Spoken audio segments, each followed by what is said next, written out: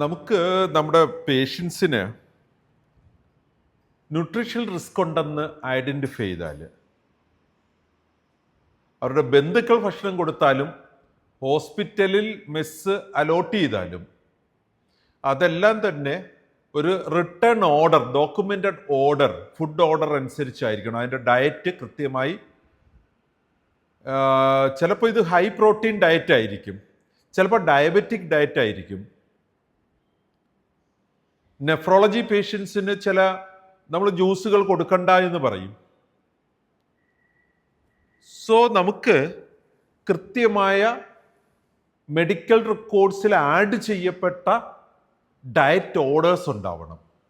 Grapes ഉപയോഗിക്കുന്ന ഹോസ്പിറ്റലിൽ വർഷങ്ങളായിട്ട് ഡയറക്റ്റ് ഡയറ്റ് ഓർഡർ ചെയ്യാനും മെസ് ഡെലിവറി ചെയ്യാനും എല്ലാം ഉള്ള ഫെസിലിറ്റീസ് ഉണ്ട്. അതിൻ്റെ അപ് ടു ബില്ലിംഗ് വരെ ഡിസ്ചാർജ് ബില്ലിൽ കയറത്തക്ക വിധത്തിൽ ഓട്ടോമേറ്റ് ചെയ്യാനുള്ള ഫെസിലിറ്റീസ് ഉണ്ട്. നിങ്ങൾ ഉപയോഗിക്കുന്നുണ്ടാവും ഗ്രേപ്സ് ഉപയോഗിക്കുന്നിടത്ത്. ഇല്ലെങ്കിൽ ഓർക്കുക, അവിടെ കൃത്യമായി നമുക്ക് ഡയറ്റ് ടെംപ്ലേറ്റ്സ് ഉണ്ടാക്കാൻ പറ്റും. നിങ്ങൾ ഓരോ തവണയും ഓരോ പേഷ്യൻറ്റിന് വേണ്ടിയിട്ടും ഇൻഡിവിജ്വലൈസ് ചെയ്ത ന്യൂട്രീഷണൽ വാല്യൂസ് വെച്ചുള്ള ഡയറ്റ് അവിടെ പ്രിപ്പയർ ചെയ്യാൻ പറ്റും. അതേസമയം തന്നെ ഡയബറ്റിക് ഡയറ്റ് എന്ന് നിങ്ങൾക്ക് ഒരു ടെംപ്ലേറ്റ് ക്രിയേറ്റ് ചെയ്ത് വെക്കാൻ പറ്റും, അതെടുത്ത് അപ്ലൈ ചെയ്യാൻ പറ്റും. അപ്പം മോർണിംഗിൽ എന്ത് കഴിക്കണം, നൂൺ എന്ത് കഴിക്കണം, ഈവനിങ് എന്താണ്, കൃത്യമായ വോളിയം എല്ലാം അവിടെ പ്ലാൻ ചെയ്ത് വെച്ചിരിക്കാൻ പറ്റും. സോ ഇത്രയേ ഉള്ളൂ.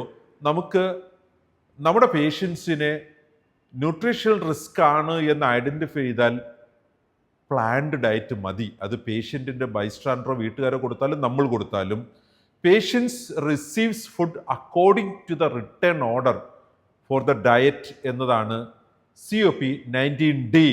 കമ്മിറ്റ്മെൻറ്റ് ഒബ്ജക്റ്റീവ് എലമെൻ്റ് ആണ്.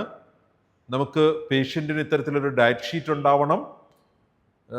ആ ഡയറ്റ് ഷീറ്റിനകത്ത് കൃത്യമായി ഇത് മെൻഷൻ ചെയ്തിട്ടുണ്ടായിരിക്കണം എന്താണ് കഴിക്കേണ്ടത്, എന്ത് ടൈപ്പ് ഓഫ് ന്യൂട്രീഷണൽ ഡിക്രീസിങ് ആണോ ചെയ്യുന്നത്, ഇൻക്രീസിങ് ആണോ, ഏത് വാല്യൂ ഓഫ് ന്യൂട്രീഷൻ ആണ് നമുക്ക് വേണ്ടുന്നത്, സോ കലോറി പ്ലാനിങ് ഉണ്ടോ, ഇവയൊക്കെ കാര്യങ്ങളെല്ലാം തന്നെ നമുക്ക് കൃത്യമായി ഒരു order, return order patient against ഉണ്ടാകണം. COP 19D.